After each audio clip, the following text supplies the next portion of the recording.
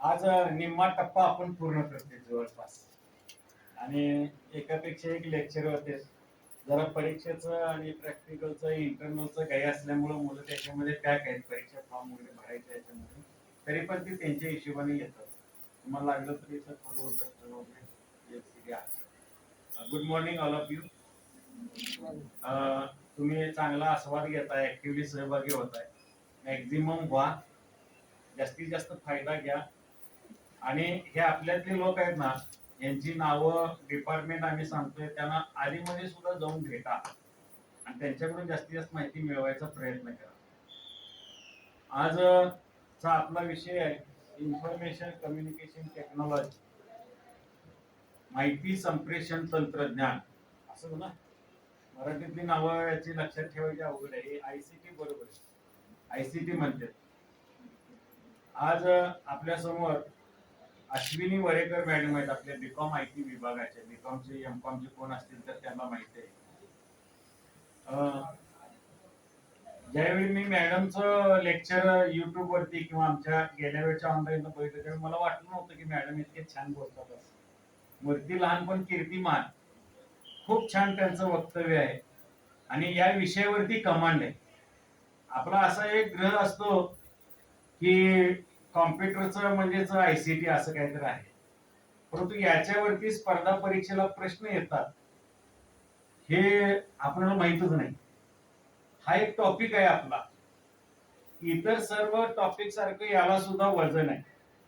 Madam स्वतः BCS मध्ये MSc computer science आहे पुणे विद्यापीठातल्या आणि बीसीएस मध्ये शिवाजी विद्यापीठातल्या रँक होल्डर आहे. त्यातलं महत्वाचं, कारण आम्ही तुमच्या पुढे आणलेलं व्यक्ती, प्रत्येक व्यक्तिमत्व आहे, काहीतरी युनिकनेस आहे त्याच्यामध्ये, काहीतरी वेगळं पण आहे. मॅडमांचा जवळजवळ 8 वर्षाचा 12 वर्षाचा अनुभव आहे ना, 8 वर्षाचा अनुभव आहे. त्याच्यामध्ये आपल्या एचजीएम मध्ये जयक्रांती कॉलेज ऑफ कॉम्प्युटर सायन्स पुण्याला त्यांनी 2 वर्षाचा अनुभव त्यांचा आहे आणि आपल्या एचजीएम मध्ये 10 ते 13 सालापर्यंत आणि पुन्हा 15 सालापासून पुन्हा या ठिकाणी त्या लेक्चरर म्हणून आपल्या इथं काम करत आहे. त्यांचं यातलं टेक्निकल नॉलेज जे आहे ते खूप अफाट आहे. C++, VB6.0, त्यानंतर .NET, PHP, पायथॉन, त्यानंतर DBMS, Oracle, SQL, MySQL, MS Office, Word, Excel, PowerPoint, Access, Crystal Report, असं यातलं टेक्निकल नॉलेज आहे. जवळजवळ 6 प्रोजेक्ट मॅडमनी कंप्लीट केलेले आहेत. त्यानंतर फील्ड वर्क त्यांनी केलेला आहे आणि आता जी वर नाव असली कॉम्प्युटरची नावं आपल्याला कळत नाही, त्यांचं त्यांनी अध्यापन त्या करत आहे.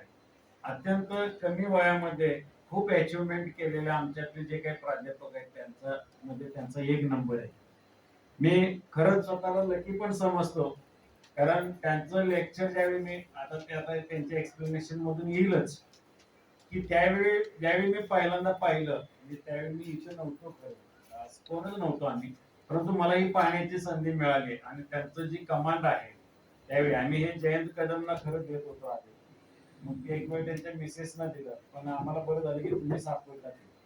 आता मी त्यांना सांगितलं की 1 महिन्याचं ज्यावेळी आहे त्यावेळी तुम्हाला 10 ते 12 लेक्चरची तयारी करायची या विषयावर.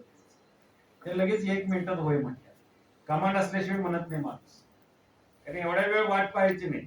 आपण आपला विषय कन्फर्म तयार व्हायला पाहिजे. आपलं ज्याच्यामध्ये पीजी आहे त्याच्यामध्ये कॉन्फिडन्स आला की पुढचा समोरचा श्रोता वर्ग कोणताही असो, कितीही असो, आपण कधी कमी पडत नाही. मॅडमचं मी आमच्या डिपार्टमेंटच्या वतीनं, महाविद्यालयाच्या वतीनं स्वागत करतो आणि त्यांना विनंती करतो की त्याने आपलं माहिती संप्रेषण तंत्रज्ञानावरती व्याख्यान सुरू. मॅडमांचं स्वागत मी गुलाब पुष्प.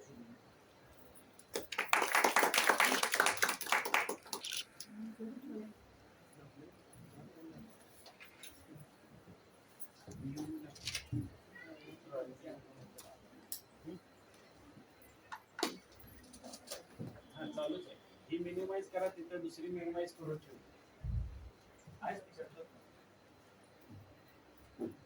ही क्लोजच करा.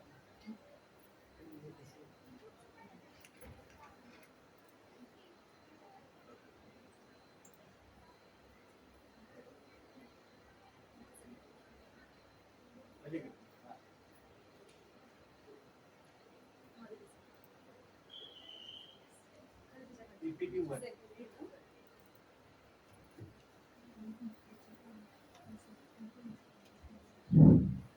morning, everyone. Um,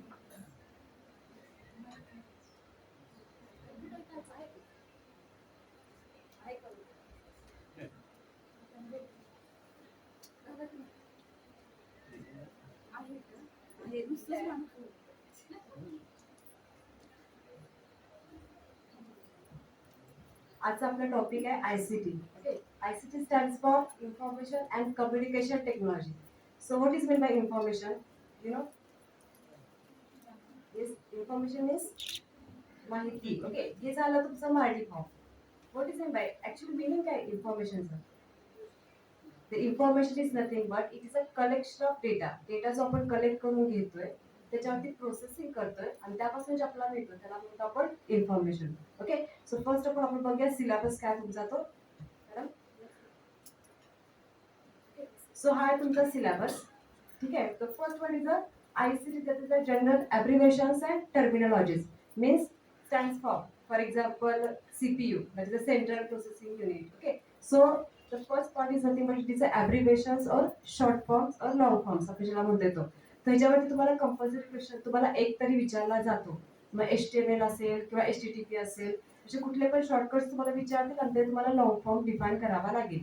सो आपल्याला हे बघायचं आहे ॲब्रिव्हिएशन्स मध्ये. नेक्स्ट आहे आपलं basics of internet, intranet, emails, audio आणि video conferencing.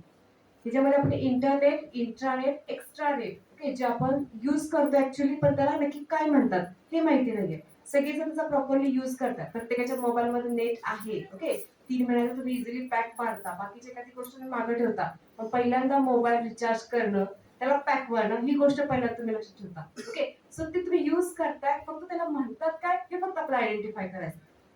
Okay, next one is audio and video conferencing. ठीक आहे, ऑडिओ मीन्स काय तुम्ही डायरेक्टली कम्युनिकेट करताय आणि व्हिडिओ म्हणजे काय फेस टू फेस कम्युनिकेट करताय. ऑडिओ मध्ये काय असणार आहे फक्त दोघा जणांचे साऊंड्स असतील, सेंडर आणि रिसिव्हरचा. ओके, व्हिडिओ मध्ये काय असणार आहे सेंडर रिसिव्हरचा sound with face to face, म्हणजे डायरेक्टली कम्युनिकेट तुम्ही कशामध्ये करणार आहे व्हिडिओ कॉन्फरन्सिंग मध्ये करणार आहे. नेक्स्ट पार्ट तुमचा digital initiative in higher education.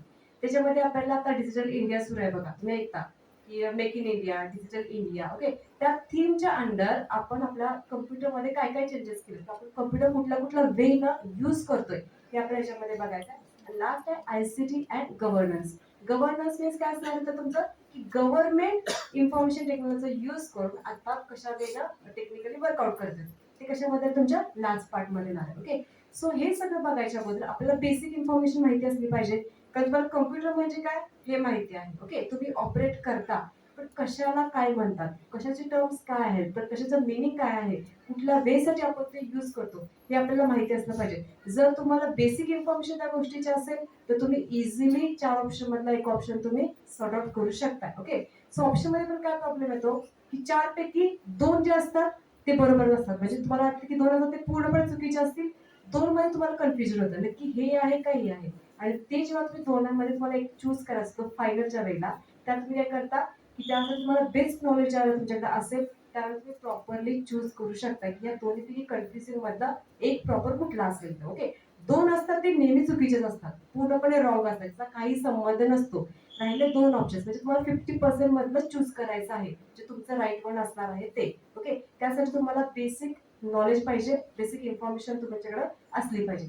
जरी तुम्ही कम्प्युटर यूज करत असाल, ऑफिस तुम्ही वापरत असाल, ओके, PPT तुम्ही तयार करत असाल, तरी पण तुम्ही व्हिडिओ अपलोड करता. ओके, त्याला पण एक कम्प्युटरमध्ये टर्म आहे. म्हणजे तुम्ही ते वर्कआउट करताय, तुम्ही ते कंटिन्युअसली कॅरी करताय, प्रत्येक वेळेला तुम्ही ते फंक्शनॅलिटी कंटिन्यू करताय, फक्त आपल्याला टर्म त्याला सांगायचे की याला हे म्हटलं जातं, याला हे म्हटलं जातं. Okay, so let's begin.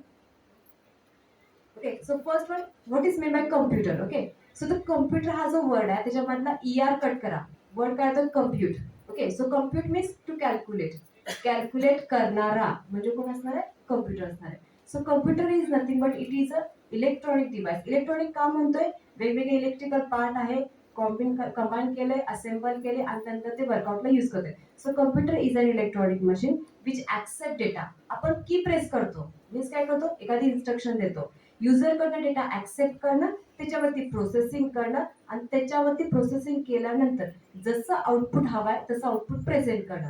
So it is a desired output. The word वापरले बघा डिझायर्ड. सो डिझायर्डचं मिनिंग काय येतं, जे गरजेचं आहे जसं हवंय तसं आउटपुट डिफाईन करणं. हे काम कुणाचं असणार आहे, कम्प्युटरचं. फॉर एक्झाम्पल तुम्ही एखादी की प्रेस केली, फॉर एक्झाम्पल तुम्ही ए ही की प्रेस केली तर तुमच्या स्क्रीनवर एच डिस्प्ले होतं. तर तुम्हाला डिझायर्ड काय आहे, तुम्ही काय विचार करता, ए प्रेस झाला पाहिजे. Okay, so it is a desired.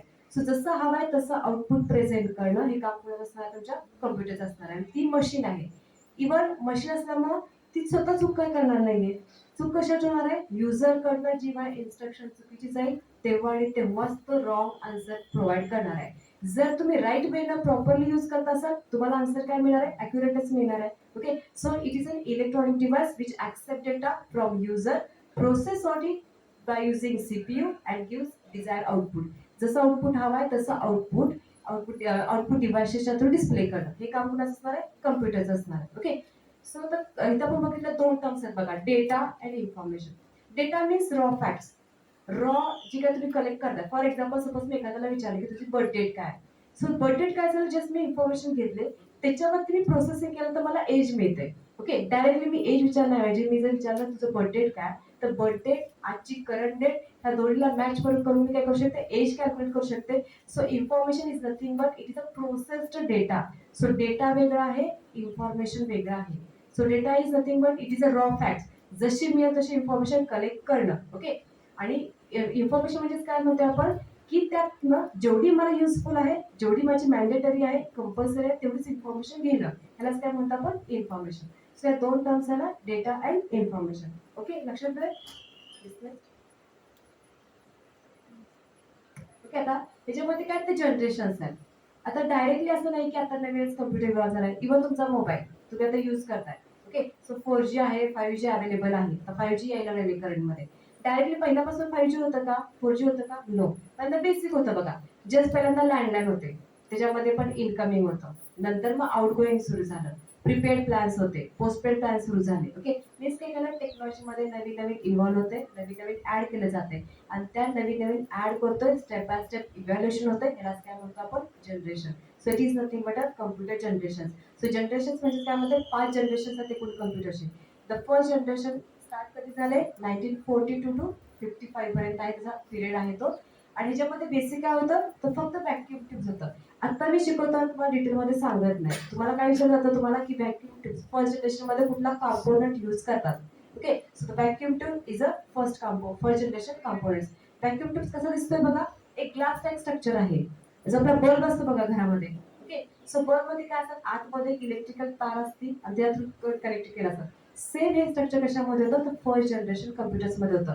आता हे ग्लास आहे, त्यामुळे त्याच्यामध्ये काय होतं की जास्त हीट जनरेट व्हायची. ओके, हीट जनरेट झाली की बर्स्ट होण्याचे चान्सेस जास्त होते. सो फर्स्ट जनरेशन कम्प्युटरमध्ये काय होतं, की सगळे व्हॅक्यूम ट्यूब्स पासून तयार करून होते. ग्लास स्ट्रक्चर होतं, फ्रजाईल स्ट्रक्चर होतं, नाजूक होतं ते. जास्त हीट जनरेट झाली की बल्ब बघा तापतो, जास्त गरम होतो. सो जास्त जर हीट जनरेट झाली तर बस्ट होत होते, कम्प्युटर बस्ट व्हायचे. त्यामुळे काय झालं, सेकंड जनरेशन आलं, त्याच्यामध्ये इव्हॅल्युएशन झालं आणि सेकंड जनरेशन आलं. सो सेकंड जनरेशन मध्ये यूज करतात ट्रान्झिस्टर. सो ट्रान्झिस्टर पिक्चर दाखवले बघा. सो 40 व्हॅक्यूम ट्यूब्स आहेत, त्या रिप्लेस केल्या एका ट्रान्झिस्टरला. म्हणजेच काय झालं, ऑटोमॅटिकली साईज कमी झाली. पहिले जे कम्प्युटर्स होते ते जवळजवळ एक एक रूम भरून कम्प्युटर्स असायचे, मोठमोठे रूम भरून एक एक कम्प्युटर असायचा. ओके, आणि तो ऑपरेट करायला लागायचा. ते रिप्लेस केलं ट्रान्झिस्टरला. सो एक ट्रान्झिस्टर काय करतोय, 40 व्हॅक्यूम ट्यूब्सला रिप्लेस करायचं काम करतोय. ओके, नेक्स्ट त्याच्यामध्ये पाडला थर्ड जनरेशन स्टार्ट झालं तुमचं 64 टू 75 मध्ये झालं. त्याच्यामध्ये काय होतं, तर सेमी कंडक्टर्स आले. ओके, ह्या तुम्ही मदरबोर्ड वरती चिप्स वगैरे बघितले असाल की ब्लॅक कलरची सेल असते त्यामध्ये. ओके, सो हे सगळे इलेक्ट्रिकल पार्ट आहे, ह्याला म्हणतो आपण सर्किट.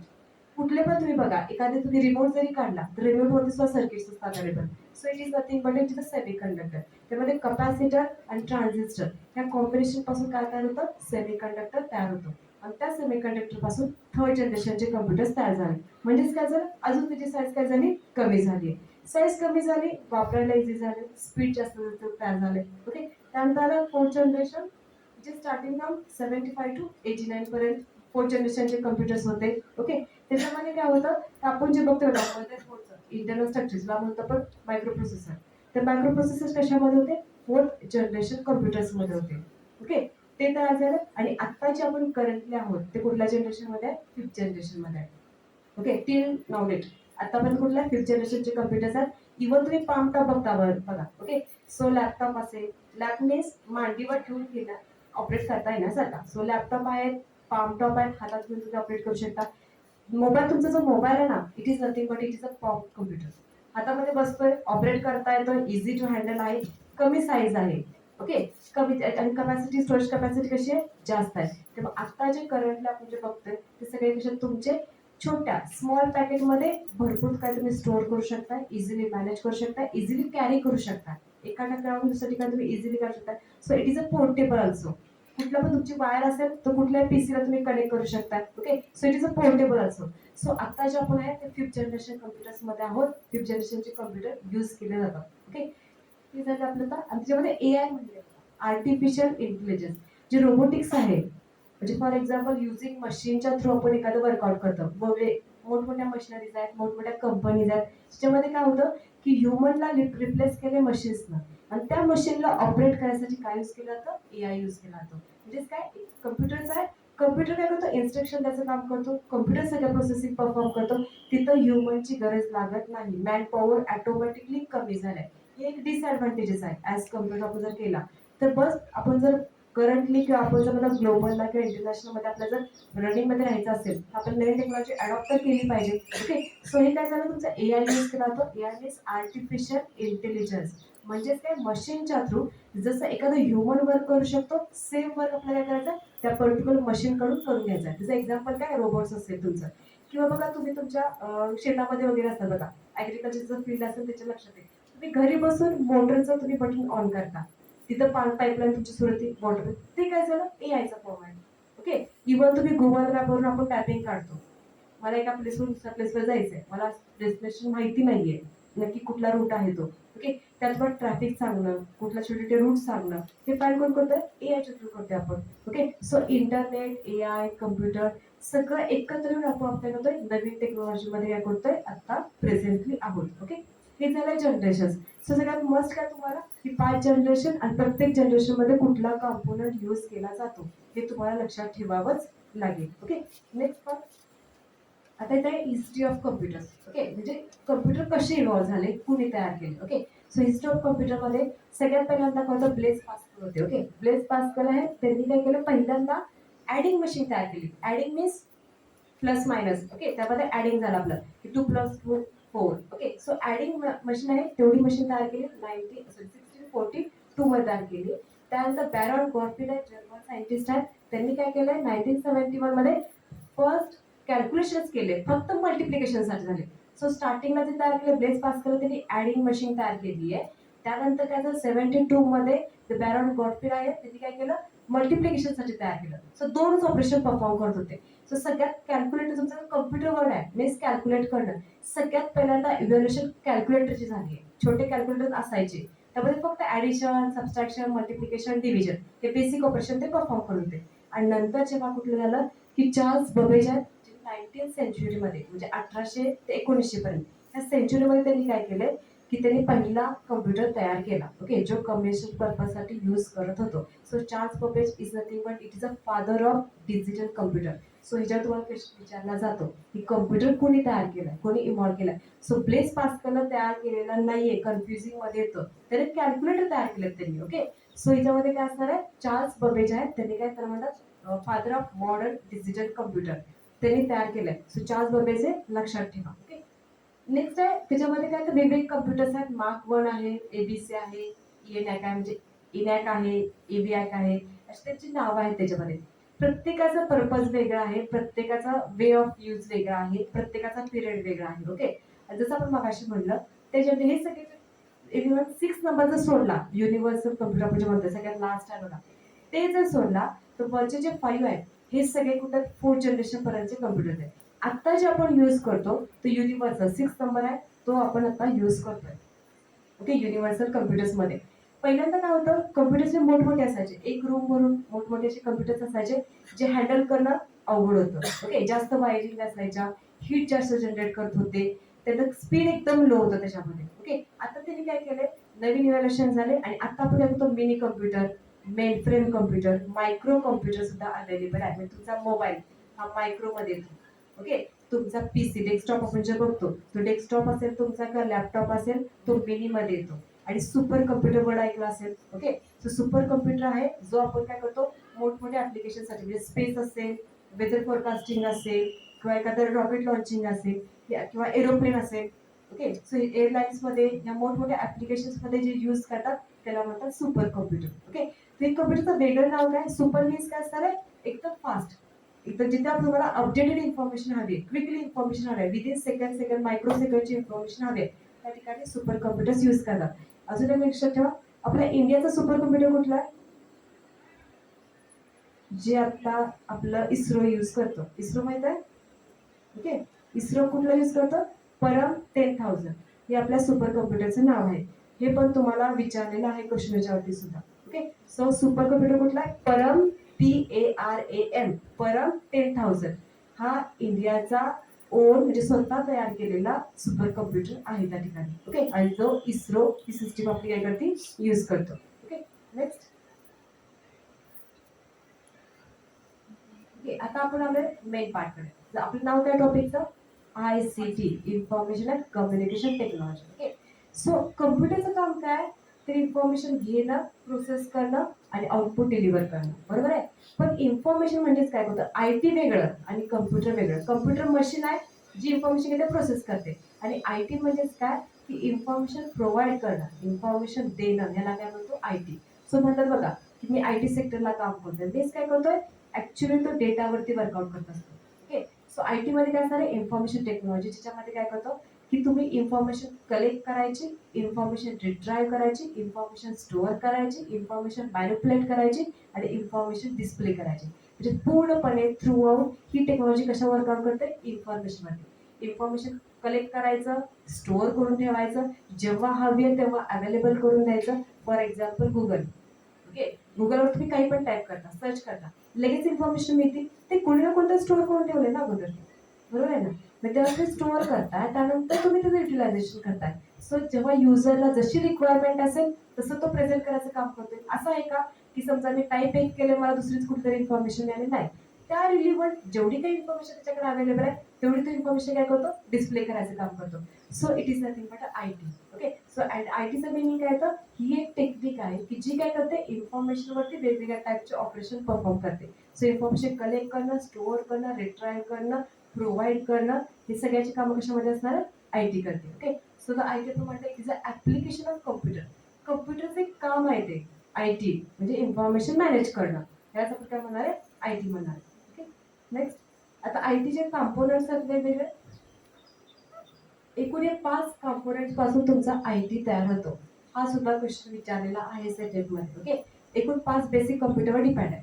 हार्डवेअर तुम्हाला माहिती आहे, येस, जे फिजिकल पार्ट आहे ज्याला आपण टच करू शकतो त्याला म्हणतो हार्डवेअर. फॉर एक्झाम्पल प्रिंटर असेल, मॉनिटर असेल, कीबोर्ड असेल, माऊस असेल, ज्याला मी टच करू शकते त्याला काय म्हणणार आहे, हार्डवेअर. सॉफ्टवेअर म्हणजेच काय म्हणतोय की जे तुमचं ऑलरेडी तुम्ही तयार केलं. फॉर एक्झाम्पल तुम्ही एखादा बायोडा प्रिपेअर केला असेल, ते काय झालं, तुमचं सॉफ्टवेअर पार्ट झाला.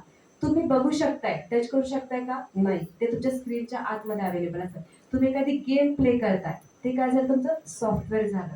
ओके, तुम्ही एखादी इन्फॉर्मेशन फील करताय, ते तुमचं काय झालं, सॉफ्टवेअर झालं. सो वेगवेगळ्या ऍप्लिकेशनच्या थ्रू इन्फॉर्मेशन फील करणं आणि त्याला काय म्हणते, सॉफ्टवेअर झालं ते. ओके, नेक्स्ट पार्ट आहे त्याच्यामध्ये तर पीपल. पीपल म्हणजेच काय, जेवढे तुमच्या सिस्टीम मध्ये इन्व्हॉल्व्ह होणारी लोक आहेत त्यांना काय म्हणणार आहे, पीपल म्हणणार आहे. मग युजर असेल जो सिस्टीमचा यूज करतो त्याला काय म्हणतो, युजर.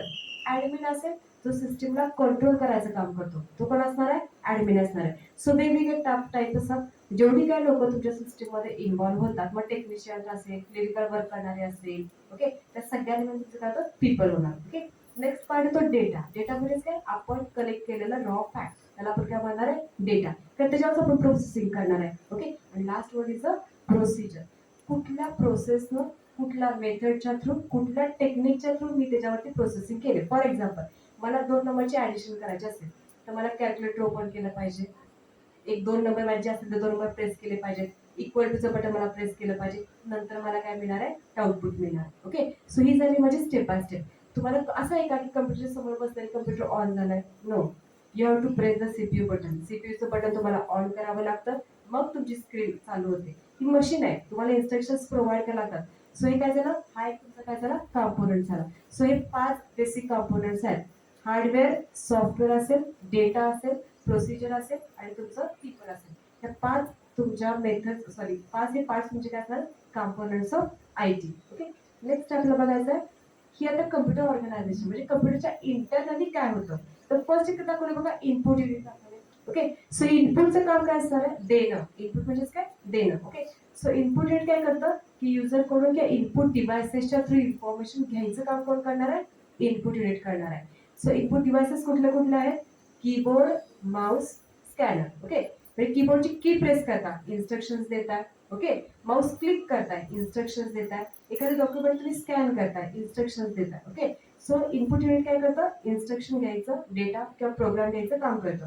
मधला जो पार्ट दिसतो तो सीपीयू दिलाय बघा, central processing unit. Okay. Central means middle available आहे. प्रोसेसिंग म्हणजेच काय, प्रोसेस करणारं युनिट आहे ते. ओके. सो प्रोसेसिंग मध्ये काय होतं की मेमरीचा एक पार्ट येतो, नेक्स्ट होतो कंट्रोल युनिट आणि लास्ट आहे ALU that is arithmetic and logic unit. Okay.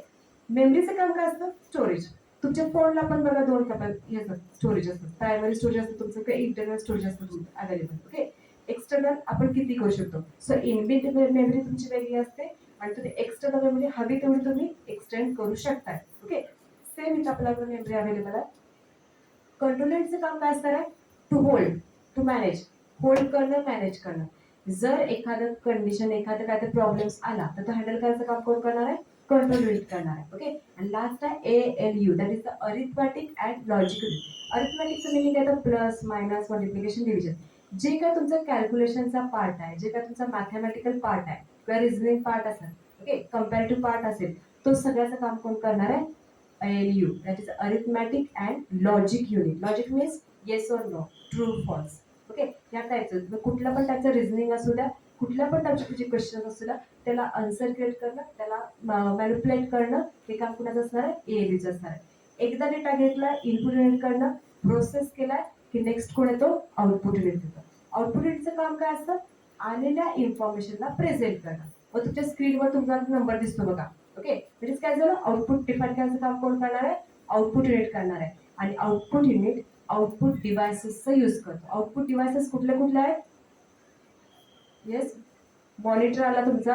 Okay. ज्याच्या आपण डिस्प्ले करतो, प्रिंटर आला. हे काय झालं, तुमचे आउटपुट डिव्हाइसेस झाले. तुम्हाला इव्हन एखाद्या डिव्हाइसेसचं नाव विचारतात आणि हा कुठल्या टाईपचा आहे, इनपुट मधला आहे, आउटपुट मधला आहे, हे तुम्हाला सांगावं लागतं तिथे. ओके. ही झाली आपली बेसिक इन्स्ट्रक्शन कसं कम्प्युटर वर्कआउट केला. आता नेक्स्ट आपल्याला बघायचं आहे की बेसिक फंक्शन जे तुम्हाला मी आता सांगितलं, इनपुट, आउटपुट, प्रोसेस तुमचं झालंय. त्यानंतर आलं की कंट्रोल करायचं आणि डेटा स्टोअर करायचं. ओके. नेक्स्ट आपण डिटेलमध्ये बघणार आहे. आता या इनपुट डिव्हाइसेसची नावं. कीबोर्ड सगळ्यांना माहित आहे, माऊस माहित आहे, जॉयस्टिक. ओके. जॉयस्टिक तुम्ही गेम खेळताना बघितलं, गेम्स खेळतो, ते काय झालं तुमचं जॉयस्टिक झालं. नेक्स्ट आहे लाईट पेन, म्हणजे काय मी इथं उभं राहून सुद्धा मी पेनच्या थ्रू एखाद्याला डायरेक्ट करू शकते. ओके. ते काय झालं तुमचं लाईट पेन, ते पण इनपुट डिव्हाइस आहे. ट्रॅक बॉल, माऊसच्या खाली एक बॉल असतो बघा. Okay. So it is a track ball, हे पण इनपुट डिव्हाइस झालं. स्कॅनर हे माहित आहे. डिजिटायझर, डिजिटायझर कधी यूज करतात, जिथं आपण इंजिनिअरिंग वर्क करतात. डिजिटायझर मध्ये काय असतं की तुम्ही चेक्स बॉक्स सारखे तुमचे ग्रीन ग्रीन कलरचे चेक्स बॉक्स असतात. ओके. ज्याला मला एखादं पर्टिक्युलर एखाद्या प्रोडक्टचं डिझायनिंग करायचं असतं, त्यावेळेला काय करतात, डिजिटायझर यूज करतात. मग तुम्हाला इंच, सेंटीमीटरची इन्फॉर्मेशन ॲक्युरेटली हवी असते, त्याला डिजिटायझरचा यूज केला जातो. सो हे मोस्टली कॅड म्हणजे computer aided design, computer aided manufacturing, हे मोस्टली इंजिनिअरिंग वर्क्स असतात त्या ठिकाणी. ओके. मग तुमचा स्ट्रक्चर डिझाईन करायचं असेल, तुमचा स्वतः कारचं डिझाईन करायचं आहे, मला एखाद्या प्रोडक्टचं डिझाईन करायचं असेल, त्याला डिजिटायझरचा यूज केला जातो. नेक्स्ट आहे मायक्रोफोन्स, फोन आपला नेहमीचा. नेक्स्ट आहे magnetic ink card reader. Okay. तुम्ही सगळ्यांनी चेक बघितला असेल, चेकच्या खालच्या लाईनला बघा डार्क इंकची शाई की असं बघा, त्यामध्ये प्रिंटेड कॅरेक्टर्स असतात. ते प्रिंटेड कॅरेक्टरमध्ये कुठल्या ब्रँडचा चेक आहे, अकाउंट नंबर काय आहे, ओके, त्याची इन्फॉर्मेशन त्या खालच्या तुमच्या चेकच्या खाली असते. ती इन्फॉर्मेशन रीड करण्यासाठी कुठला यूज करतो, magnetic ink card reader. Okay. हे सुद्धा काय झालं, इनपुट डिव्हाइस आहे. नेक्स्ट आहे ऑप्टिकल कॅरेक्टर रीडर, जे काय करतं फक्त कॅरेक्टर रीड करायचं काम करणार आहे. ते तर बारकोड रीडर, डीमार्ट मध्ये वगैरे असतं बघा, एक हँडहेल्ड असतं. ओके. इव्हन एक खाली पण असतं मोठं फ्लॅट बेड पण असतं. सो हँडहेल्ड म्हणजे हातात बसेल असं असतं, एक फ्लॅट बेड म्हणजे खाली बसेल असं असतं. तिथून तुम्ही स्कॅन करताय, बारकोड असतो, बारकोड म्हणजे काय, इव्हन तुमच्या बुकच्या बॅक साईड सुद्धा असेल बघा, डार्क लाईन्स असतात बघा, डार्क थिक थिन अशा लाईन्स असतात, त्याला म्हणतात बारकोड. तो बारकोड मध्ये काय असतं, प्रोडक्टची इन्फॉर्मेशन असते, कुठल्या कंपनीचा प्रोडक्ट आहे तो, ती सगळ्याची इन्फॉर्मेशन त्या बारकोड मध्ये असते. इव्हन प्राइस किती आहे ती पण इन्फॉर्मेशन त्या बारकोड मध्ये असते. तो बारकोड काय करतो आपण, स्कॅन करण्यासाठी बारकोड रीडर हे इनपुट डिव्हाइस यूज करतो. आणि last one is a optical mark reader. Okay, आपण जे ऑब्जेक्टिव्ह पेपर देतो, ABCD किंवा 1 2 3 4, ते ऑब्जेक्टिव्ह पेपर रीड करणं, स्कॅन करणं, हे काम कोणाचं असतं, ऑप्टिकल मार्क रीडरचं असतं. ओके, सो प्रत्येकाचा पर्पज काय नाही की इनपुट घेणं, इनपुट द्यायचं, हे काम करत असणार आहे या सगळ्या इनपुट डिव्हाइस असतात. आता नेक्स्ट बघणार आहे आउटपुट डिव्हाइसेस. जसं मग अशी म्हणलं, मॉनिटर हे काय तुमचं आउटपुट डिव्हाइस आहे, म्हणजे स्क्रीन आपण जे म्हणतोय तो. आता याच्यामध्ये दोन टाईपच्या स्क्रीन आहेत बघा. आता तुम्ही कुठली बघता बघा, तुमच्या घरचे टीव्ही LCD असतात. ओके, त्याच्या अगोदर कसे होते, CRT म्हणतो आपण त्याला, क्रिस्टल. ओके, ते म्हणतात ना कॅथोड रे ट्यूब मध्ये आपण जे म्हणतो तो. त्याच्यामध्ये काय होतं, जुने टीव्ही आठवतात तुम्हाला, ओके, मोठी मोठी साईज मध्ये असायची, बॉक्स टाईप मध्ये. ओके, आणि त्याच्या आतमध्ये काय होती, एक तुमची युट्यूब सारखी एक ट्यूब होती, आणि ती ट्यूब म्हणजे आपण काय म्हणतोय, कॅथोड रे ट्यूब होती. ती पण एक ग्लास सारखंच होतं त्याच्यामध्ये available. For example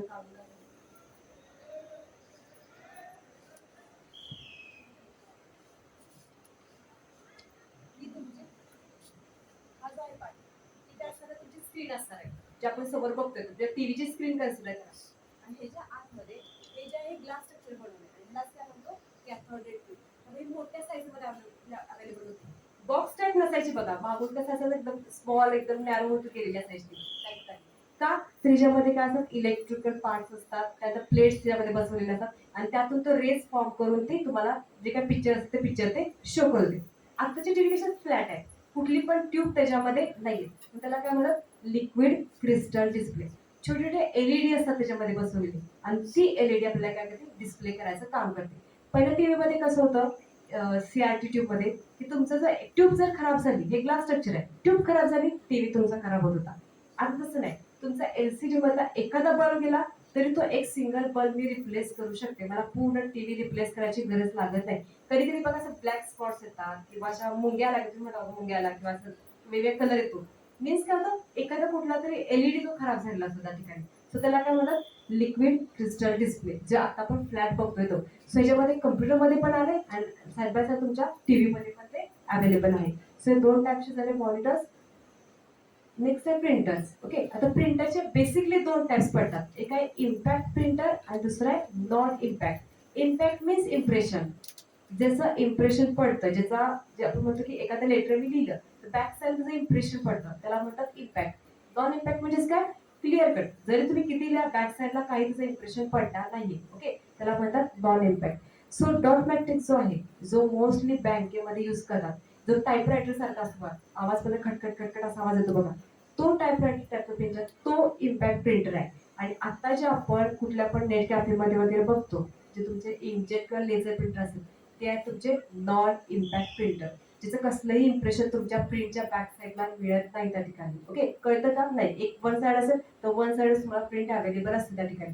so it is a second and third number आहे, इंकजेट आणि लेझर प्रिंटर आहे. ओके, ते कसे तुमचे नॉन इम्पॅक्ट, कसलंही इम्प्रेशन त्याचं कॅरेक्टरचं पडत नाही. आणि जो फर्स्ट वन आहे त्याला म्हणतात इम्पॅक्ट प्रिंटर, की तुम्ही लिहिलं तर त्याचं इम्प्रेशन मागच्या पेजवर पडणारच आहे त्या ठिकाणी. ओके, त्याला काय म्हणतो आपण, इम्पॅक्ट प्रिंटर. सो तुम्हाला प्रिंटर जर विचारले तर इम्पॅक्टचं आहे का नॉन इम्पॅक्टचं आहे, हे तुम्हाला क्लिअरफाय करताना पाहिजे. नावातच आहे, इम्पॅक्ट मीन्स इम्प्रेशन, लिहिल्यानंतर इम्प्रेशन कशामुळे पडतं. ओके, नेक्स्ट आपल्याला बघायचे, हे झाले आपले आउटपुट डिव्हाइसेस. आता मगाशी आपण बघितलं स्टोरेज. ओके, जसं तुमच्या मोबाईलला स्टोरेज अवेलेबल आहे, सेम वे कम्प्युटरला पण स्टोरेज अवेलेबल आहे. ओके, त्याच्यामध्ये पण दोन टाइप्स पडतात, प्रायमरी स्टोरेज आणि सेकंडरी स्टोरेज.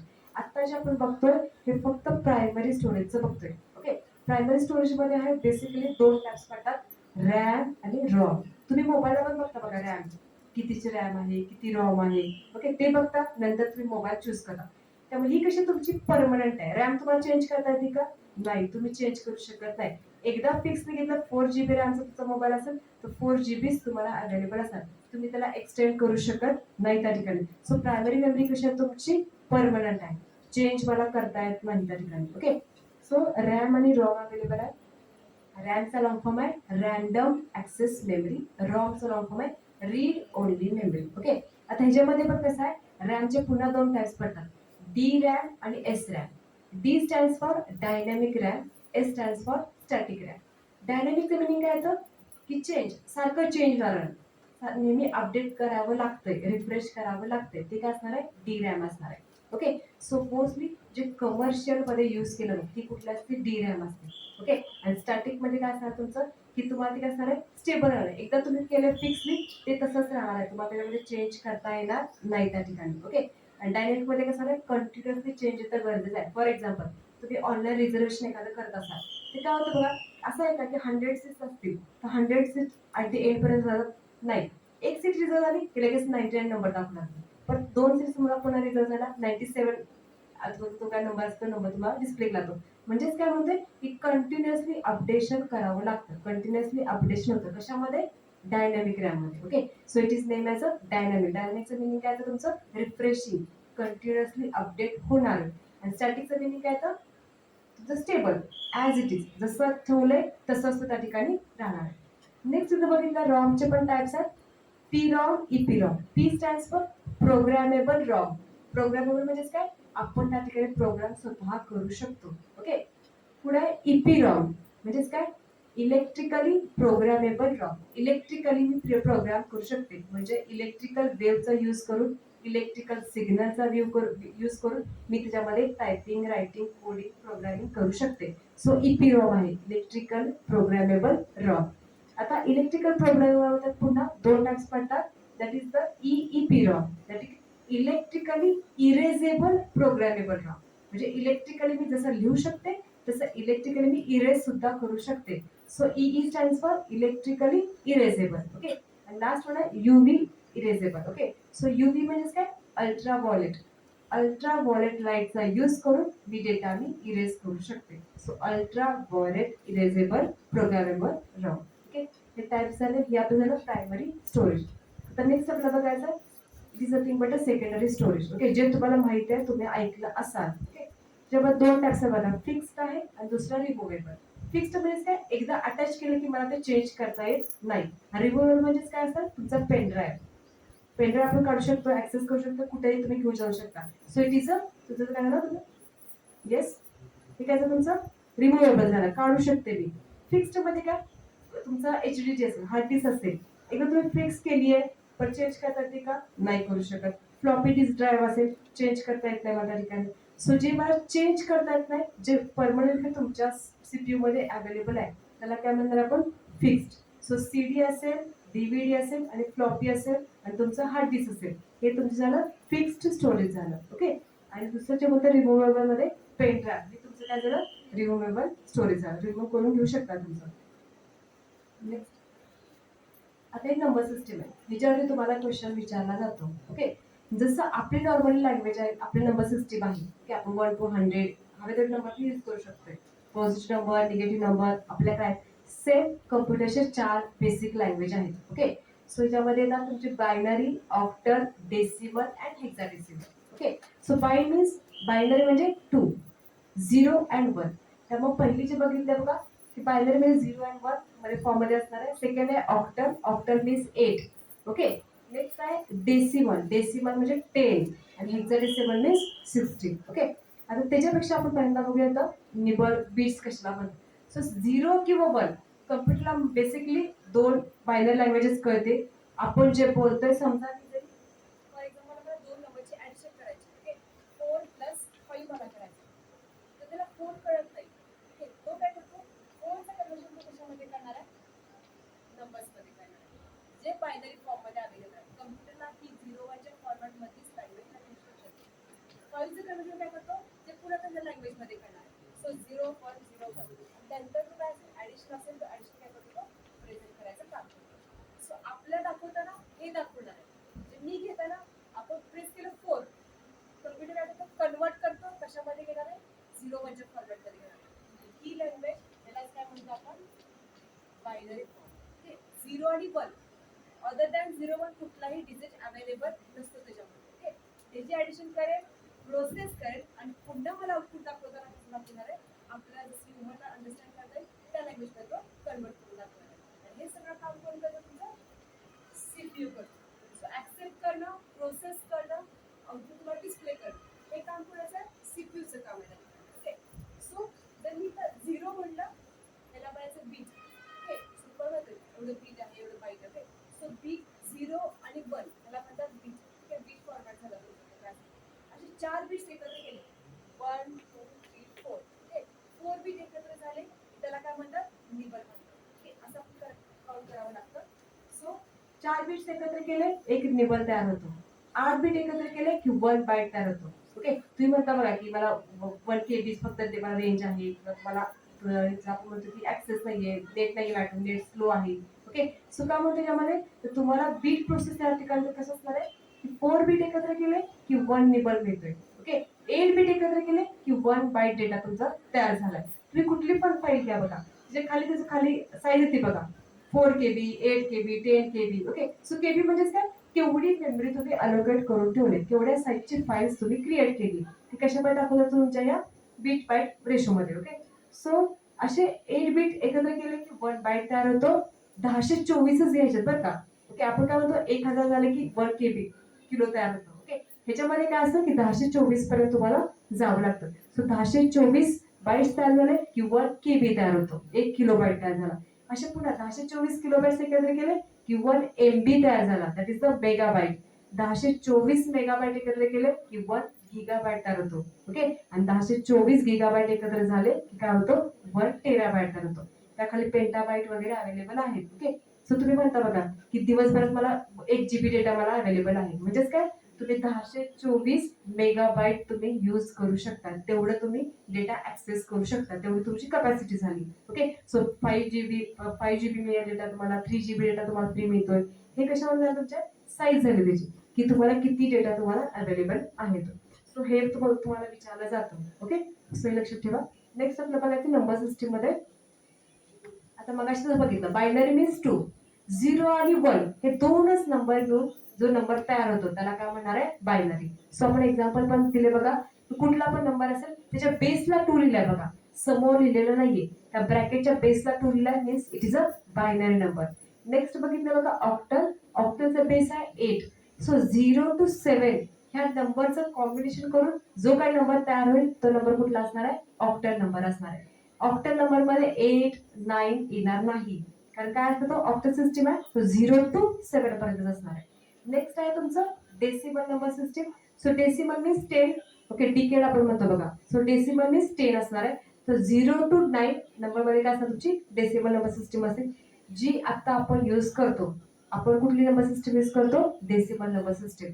सो आपण डे टू डे लाईफ मध्ये आपण यूज करणार आहे ती डेसिमल नंबर सिस्टीम आपण यूज करतो. सो कम्प्युटरच्या लँग्वेज मध्ये त्याला डेसिमल नंबर सिस्टीम म्हणतात. आणि लास्ट वन आहे तुमची हेक्साडेसिमल, ज्याच्यामध्ये 16 हा त्याचा बेस आहे. सो 16 नंबर आले पाहिजे. सो 0 to 15 एवढ्या नंबरचं तुम्ही कॉम्बिनेशन करू शकता.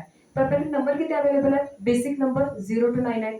10 कसं तयार होतं 1 आणि 0चं कॉम्बिनेशन. 11 कसं तयार होतं 1 and 1 2 टाइम्स घेतलं. ओके, सो अप टू 10च्या अबव आपल्याला एक कॅपिटल ए घ्यायचं आहे 10 साठी. सो कॅपिटल A to F हे रिमेनिंग पुढच्यासाठी आपण काय करणार आहे यूज करणार आहे. सो 10 to 15 मध्ये आहे ते कॅपिटल A to F मध्ये आपण तो लेटर यूज करू शकतो. सो हेक्साडेसिमल नंबर मध्ये तुमचा जे अल्फाबेट्स आहेत ते अल्फाबेट तुम्ही यूज करू शकताय, पण ते अल्फाबेट कॅपिटल मध्येच लिहावे लागतात.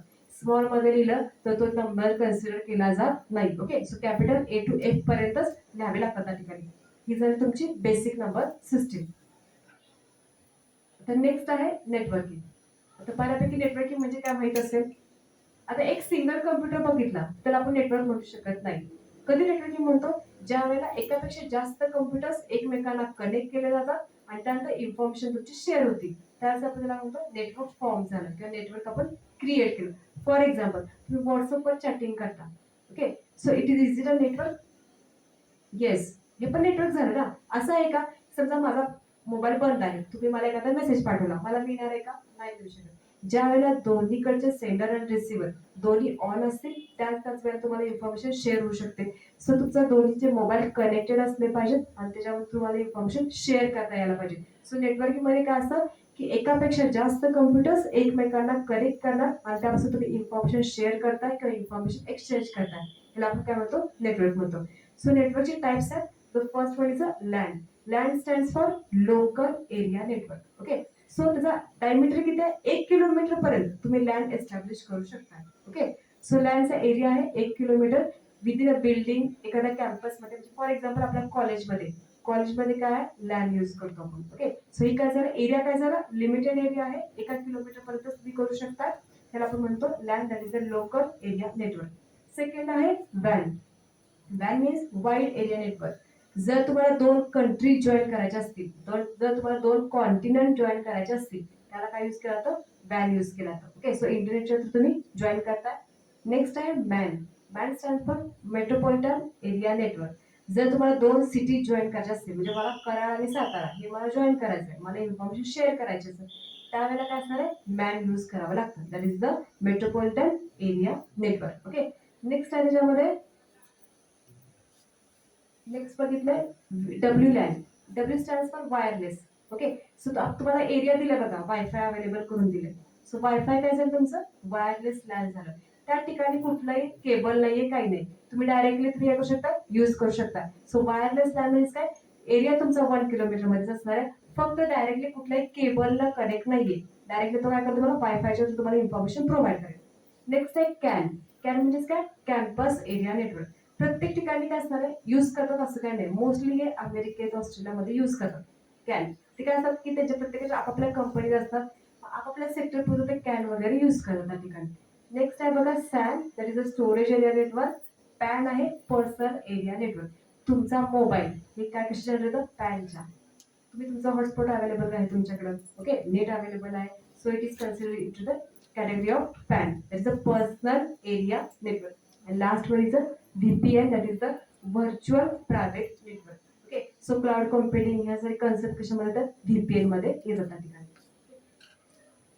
आता नेक्स्ट आहे इंटरनेटचं बेसिक्स. ओके, 1969 मध्ये इंटरनेट तयार झालं. कोणी तयार केलं, US डिपार्टमेंटनं त्यांच्या डिफेन्ससाठी तयार केलं होतं. ओके, सो 70 पर्यंत ते स्वतः त्यांच्या डिफेन्स जे डिपार्टमेंट आहे युएसचं, ते स्वतः ते कम्प्युटर इंटरनेट यूज करायचे इन्फॉर्मेशन शेअर करायसाठी किंवा त्यांचं security पर्पजसाठी.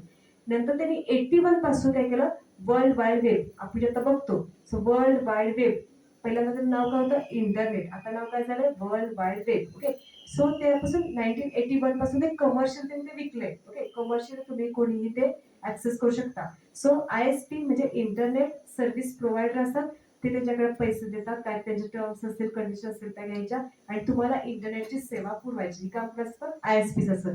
So internet service provider काय करतो की तुम्हाला मिळालेल्या सर्व्हिस, तुम्हाला इंटरनेटची सेवा पुरवणं हे काम करत असणार आहे, ISPच असणार आहे, internet service provider. For example तुमची जिओ कंपनी असेल, जिओचा मोबाईल असेल, तुम्हाला ती सर्व्हिस प्रोव्हाइड करते. ओके, BSNचा मोबाईल असेल, BSN सर्व्हिस प्रोव्हाइड करते. सो सर्व्हिस प्रोव्हायडर जे असतात ते इंटरनेट तुम्हाला प्रोव्हाइड करायचं काम करतात. सुरुवातीला इंटरनेट होतं, नंतर वर्ल्ड वाईड वेब, कुणीही ते ऍक्सेस करू शकतो. सो नाव काय झालं त्याचं, WWW, that is the world wide web. Okay, so त्यामध्ये आता इंटरनेटमध्ये सुद्धा काय प्रॉब्लेम येतो, बेसिक टर्म्स येतात. आता तुम्ही जेव्हा एखादं सर्च करत असता, ओके, सर्च करता तुम्ही एखादा ऍड्रेस येतात, www.google.com. Okay, so WWW means what, yes, but ते काय, त्याला काय म्हणतो आपण, तुम्ही URL मध्ये टाकता ते. Okay, URL stands for unified resource locator. Okay, तो ऍड्रेस आपण प्रोव्हाइड करतो. सो पहिला पार्ट असतो तो काय डिफाईन करतो, HTTP. ओके, सो HTTP हा काय प्रोटोकॉल आहे की कशाच्या थ्रू सिक्युअरली तुम्ही काय करताय, जिथं जाणार आहात ते HTTP डिफाईन करतं. 2 स्लॅश देता, त्यानंतर तुमचं येतं WWW. Okay, so WWW means काय, वर्ल्ड वाईड वेब, तिथून तुम्ही ऍक्सेस करणार आहे. पुन्हा डॉट देतात, पुढे गुगलची वेबसाईट .com एक विचारलं बघा, .com असतं, .edu असतं, .org असतं. हे काय झालं तर प्रत्येक ऑर्गनायझेशन वाईज, प्रत्येक वे वाईज, कमर्शियल युटिलायझेशन वाईज त्याला नेमिंग त्यांनी दिले. कॉम मीन्स कमर्शियल साठी असेल तर, EDU एज्युकेशन साठी असेल तर, ORG ज्याचा बिझनेस आहे, ऑर्गनायझेशन असेल ते ORG युज करतात. ओके, इवन .in असतं बघा, इन मीन्स इंडियासाठी असेल तर इन, UK असेल तर युनायटेड किंगडम असतं, आता US असेल तर US युनायटेड स्टेट साठी असतं. सो प्रत्येकाचे त्यांनी डोमेनला सुद्धा त्यांनी काय केलं, वेगवेगळ्या डिस्ट्रीब्यूट केले. कसं करायचं, तुम्ही जर रॉंग टाईप केलं तुम्हाला इन्फॉर्मेशन डिस्प्ले होती का, नाही होत. ओके, तुम्हाला ते नॉट रीच म्हणतो, web page cannot be reach. Okay, यासाठी तुम्हाला एरर देतो, डिस्प्ले होतो.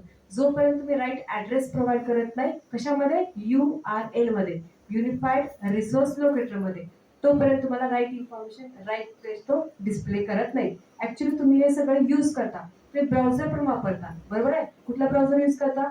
इंटरनेट एक्सप्लोरर असेल, ओके, किंवा मोझिला असेल, मोझिला फायरफॉक्स असेल, ओके. हे सगळे काय तुमचे ब्राउझर झाले. ब्राउझर म्हणजे काय? इट इज अ वे कशाच्या थ्रू तुम्ही काय करता, एखाद्या ऍप्लिकेशन काय तर ओपन करता, त्याला आपण काय म्हणतो, ब्राउझर म्हणतोय. सो तो ब्राउझर मध्ये असेल क्रोम असेल, मोस्टली क्रोम यूज करतात बघा, ओके. इथं सुद्धा क्रोम तुमचं अवेलेबल आहे. सेम काय झालं, ब्राउझर झालं. सो तुम्हाला एक्झाम्पल विचारलं त्यातला ब्राउझर कुठला आयडेंटिफाय करा, हे सुद्धा क्वेश्चन तुम्हाला विचारलं. आता नेक्स्ट बघायचं आपल्याला की जसं आता बघितलं तुम्हाला की डोमेन नेमचा पण दिले. .com इज कमर्शियल, कमर्शियल असेल तर .com असतं. तर ईडी असेल एज्युकेशन, GOV गव्हर्नमेंटचे साईट्स असतात बघा, त्याला GOV असतं. एखादा गव्हर्नमेंटचा फॉर्म असतो बघा, .gov म्हणजेच काय, ही फाईल कोणाच्या अंडर जाणार आहे, गव्हर्नमेंटच्या अंडर जाणार. ओके. सो INT ऑर्गनायझेशनसाठी आहे, MIN हे US मिलिटरीसाठी आहे, आपल्यामध्ये नाही आहे त्या ठिकाणी. ओके. नेट आहे नेटवर्किंगसाठी असेल तर, आणि लास्ट ORG म्हणजेच काय, ऑर्गनायझेशन कुठल्या असतील त्या, छोटा बिझनेस असू द्या, एंटरप्राइज असू द्या, एनी टाइम. ओके. त्यामध्ये ORG मध्ये जाते. आता नेक्स्ट आपला बघा, हे डोमेन कंट्री वाईज दिले. ओके. AU यूज केला ऑस्ट्रेलिया आहे, DE यूज केला जर्मनी आहे, ओके. FR यूज केला फ्रान्स आहे, IN इंडिया आपण बघितलंय. UK असेल युनायटेड किंगडम, आणि US असेल तर युनायटेड स्टेट्ससाठी. सो IN म्हणलं तर इंडिया मधलंच तुम्हाला जे काही इन्फॉर्मेशन हवे तेवढी इन्फॉर्मेशन कॅप्चर करतो, तेवढाच डोमेन ठरवतो. ओके. म्हणजेच काय होतं, फॉर एक्झाम्पल एखादी बिल्डिंग कन्सिडर करा. बिल्डिंग मध्ये फ्लॅट्स असतात, बरोबर आहे. प्रत्येकाला नेमिंग असतं, प्रत्येक फ्लॅटचा नंबर असतो, नंबर वाईज आपण डिस्ट्रीब्यूट करतोय, क्लासिफाय करतोय. म्हणजे ह्याची इन्फॉर्मेशन ह्याच फ्लॅटमध्ये सापडली, त्याची इन्फॉर्मेशन त्या फ्लॅटमध्ये सापडली. हे डिफाईन करणं, हे क्लासिफाय करणं, यासाठी डोमेन नेम स्पेसिफाय केलं जातं. जर मी सगळंच एकत्र ठेवलं, ओके, किंवा असं कन्सिडर की आपल्या कॉलेजमध्ये आर्ट्स कॉमर्स सायन्स सगळे जे स्टुडंट आहेत एकत्रच बसवले, कुणाला आयडेंटिफाय करणार आहे? सायन्स मधलं पुन्हा त्यामध्ये सब फॅकल्टी आली, कोर्सेस वेगवेगळे आले, म्हणजे मला ते आयडेंटिफाय करणं ते कसं डिफिकल्ट जाणार आहे. So classification is must, classify केलं पाहिजे, डिफरन्शिएट केलं पाहिजे, तर मला स्मॉल क्वांटिटी अवेलेबल असणार आहे, आणि स्मॉल मधून इझिली एखादा डेटा तुम्ही फिल्टर करून घेऊ शकता.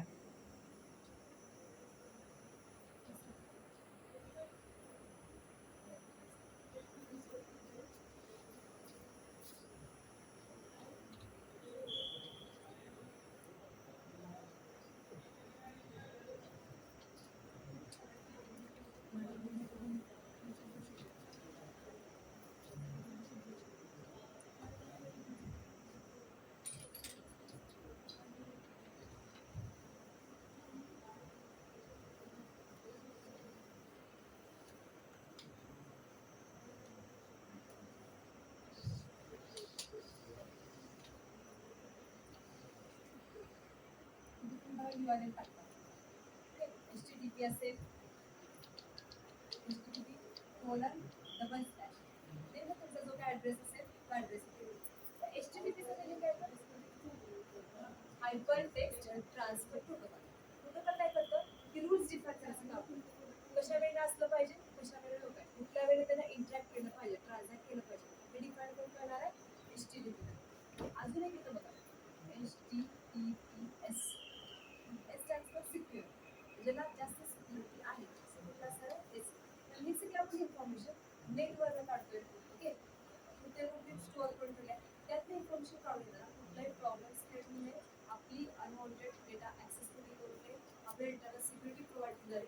त्यासाठी काय करतो तुमच्या इथं HTTP किंवा HTTPS असे वेगवेगळे प्रोटोकॉल्स अवेलेबल आहेत, जे रूल्स ठरलेले आहेत त्यावेळेस ते काय करतात ऍक्सेस करायचं काम करतात. ओके. नेक्स्ट म्हणजे प्रोटोकॉल्स पहिलं ऐकले असेल, FTP file transfer protocol. Okay. File काय करतात ट्रान्सफर करतात, त्याला FTP प्रोटोकॉलची गरज आहे. So file transfer protocol. Then आहे SMTP simple mail transfer protocol. जेव्हा तुम्ही ईमेल वर सेंड करता त्याला यूज काय करतो, simple mail transfer protocol by default use करा. ओके. नेक्स्ट आहे POP, that is post office protocol. Post office protocol POP साठी आहे.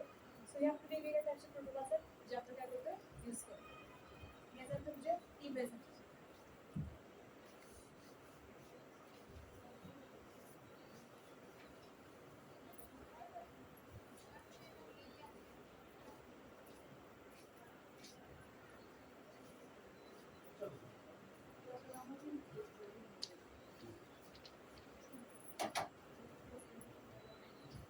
ईमेलचा लॉंग फॉर्म काय?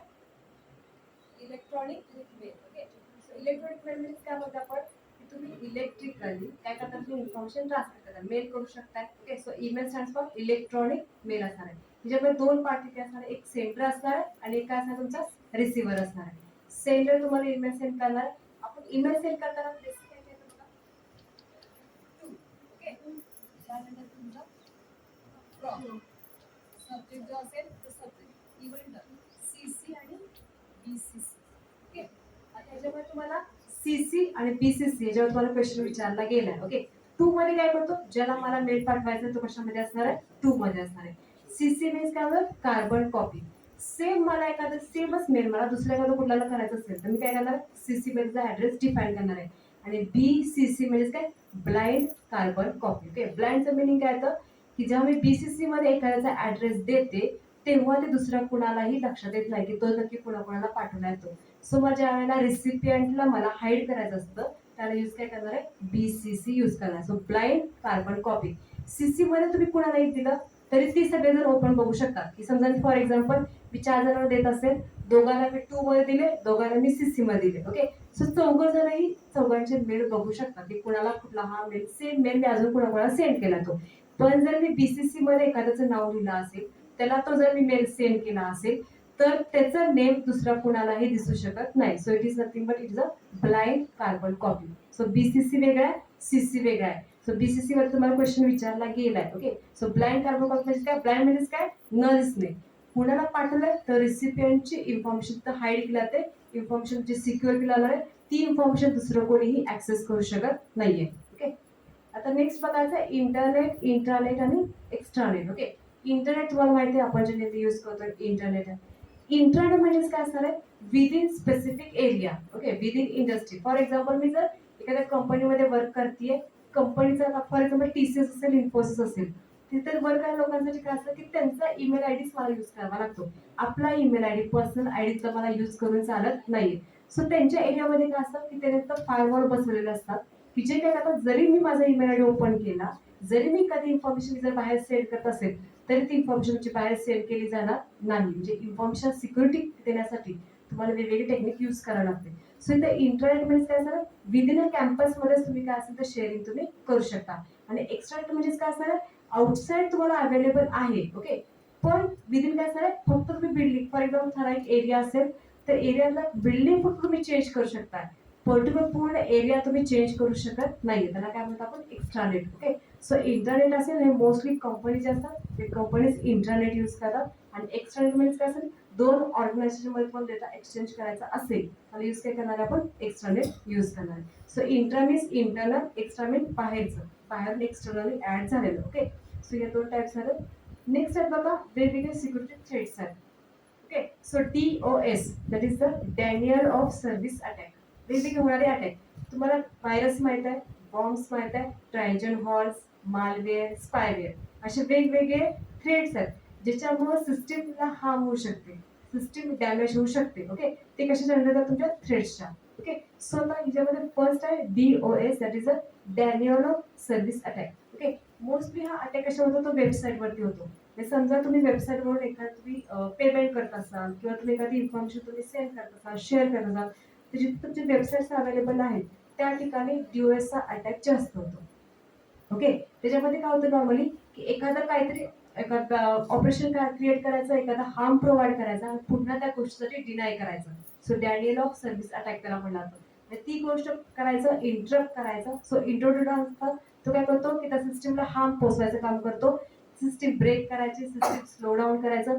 हे काय म्हणतो आपण, Daniel of service attack. Okay, next आहे त्याच्यामध्ये ज्यात व्हायरस. ओके, व्हायरस म्हणजे काय, तुम्ही कुठल्या पण एखादी नेटवर एखादी कॉपी घेतली असेल, कुठली पण फाईल घेतली असेल, त्या फाईल बरोबर एक्स्ट्रा जो प्रोग्राम येतो, एक्स्ट्राची कॉपी येतो. व्हायरस काय दुसरं कुठलं पण फाईल आहे. ओके, तुमच्या कुठल्या पण एखाद्या फाईल बरोबर येणारा तुमचा अनवॉन्टेड डेटा, त्याला काय म्हणतो आपण, व्हायरस म्हणतो. ओके, सो कुठले पण नेटवर जरी डाउनलोड केला तरी व्हायरस येतो. पेनड्राईव्ह तुम्ही स्कॅन करता म्हणजे काय म्हणतो, दुसरं कुठलाही नाहीये, डायरेक्टली एखाद्या फाईल बरोबर येणारं तुमचं अटॅचमेंट असेल त्याला आपण काय म्हणतोय, व्हायरस म्हणतोय.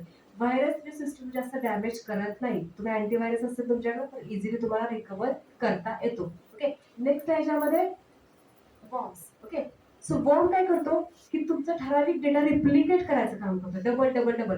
कधी कधी तुमच्या फाईलमध्ये काय असतं बघा, ठराविक वर्डिंग रिपीट रिपीट रिपीट केलं असतं बघा. फॉर एक्झाम्पल जर ER असेल तर ER वर प्रत्येक ठिकाणी प्लेस केलं असतं, जेणेकरून तुमचा डेटा इझिली तुमचा रीड करता न यावा यासाठी. ओके, याला आपण काय म्हणतो, वॉर्म्स म्हणतो.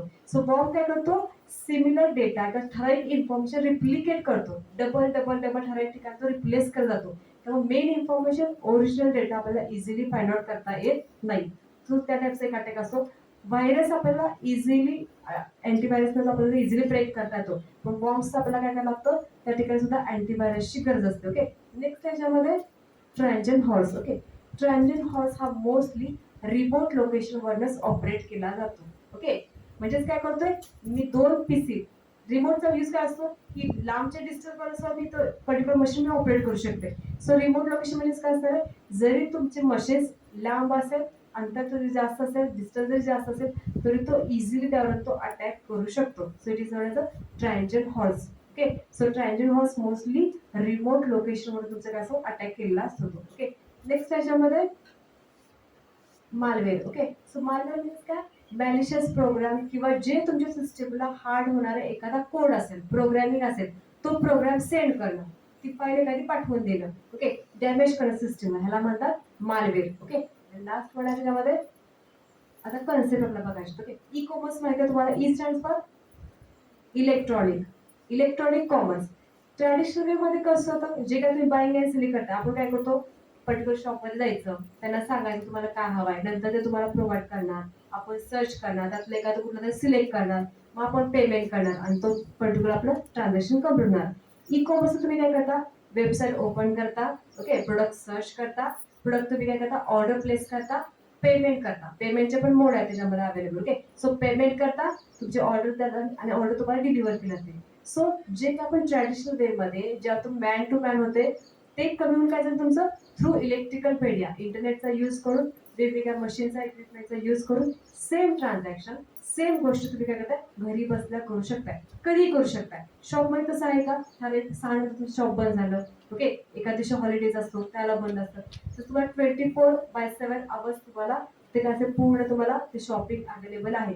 So online trading, online buying and selling, ह्यालाच काय म्हणतात, ई कॉमर्स.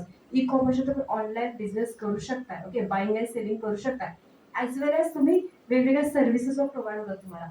फॉर एक्झाम्पल तुम्ही तुमच्या मोबाईलवरून इंटरनेटचा रिचार्ज करता, बरोबर आहे, रिचार्ज करणं ई कॉमर्स आहे. ओके, एखादं पेमेंट करता, गुगल पे करताय, फोन पे करताय, ओके, जीपे करताय, ते काय तुमचं ई कॉमर्स झालं. So e commerce is nothing but electrical मीडियाचा किंवा इंटरनेटचा यूज करताय आणि तुम्ही buying and selling of goods करताय, सर्व्हिसेस एक्सचेंज करताय किंवा इन्फॉर्मेशन शेअर करताय, प्लस काय म्हणते आपण ई कॉमर्स.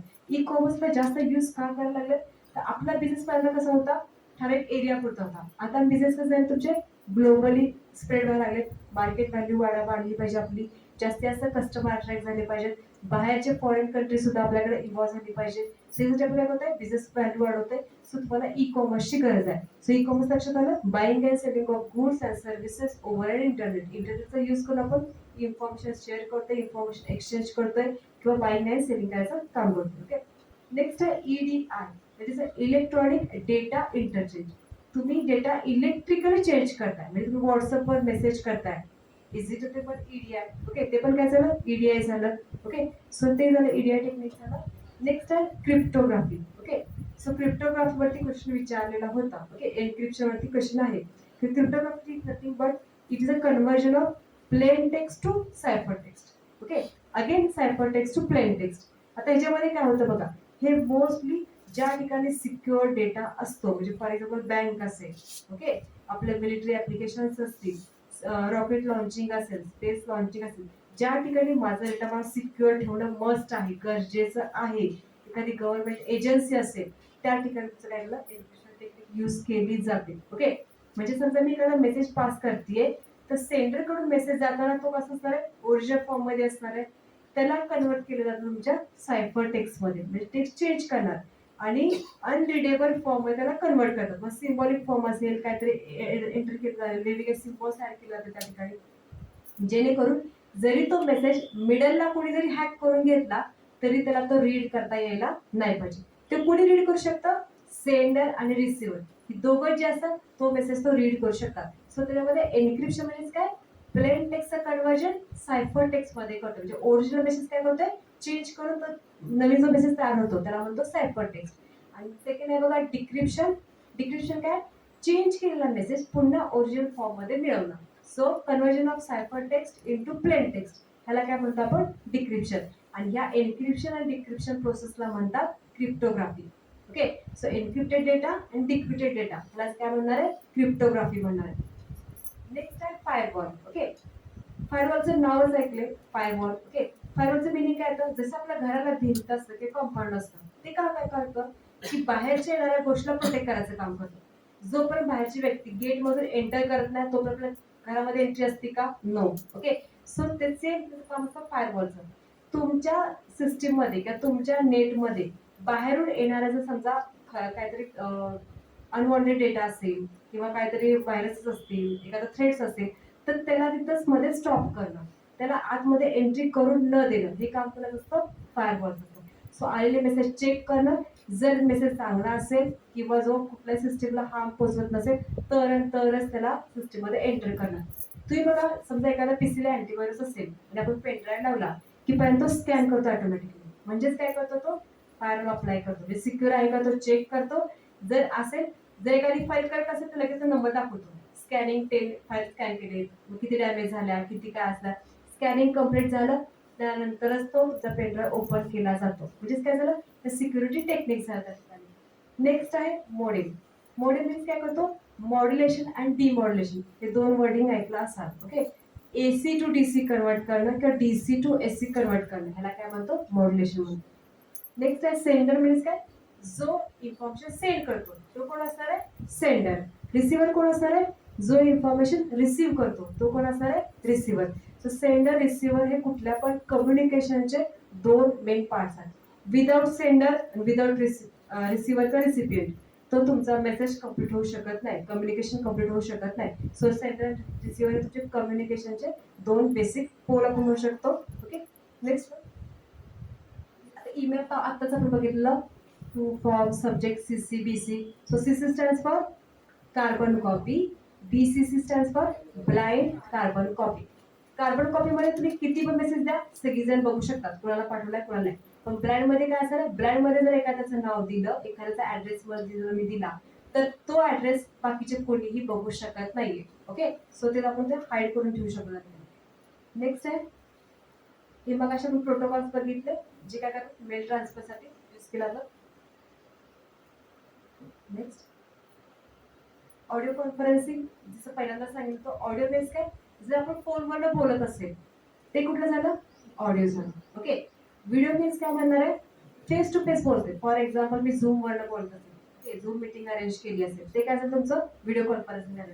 स्काईप असेल ते काय झालं तुमचं व्हिडिओ कॉन्फरन्सिंग झालं. ओके, सो हे वेगवेगळी टेक्निक आहे ज्याच्या थ्रू काय करताय, या टेक्निकच्या थ्रू, या टेक्नॉलॉजीच्या थ्रू तुमचं कम्युनिकेशन तर होऊ शकते, पण ऑडिओ फॉर्मॅट मध्ये आहे तर ऑडिओ आणि व्हिडिओ फॉर्मॅट मध्ये आहे, ते सुद्धा आपण डिफाईन करू शकतो. कॉन्फरन्सिंग झालं.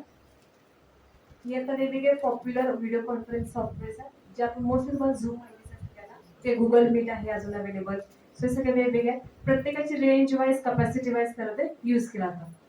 नेक्स्ट आहे, ओके, आता आयसीटी आणि गव्हर्नन्स. ओके, हा सगळ्यात महत्वाचा आहे आणि त्यामध्ये गव्हर्नन्स हे सगळ्यात महत्वाचं आहे.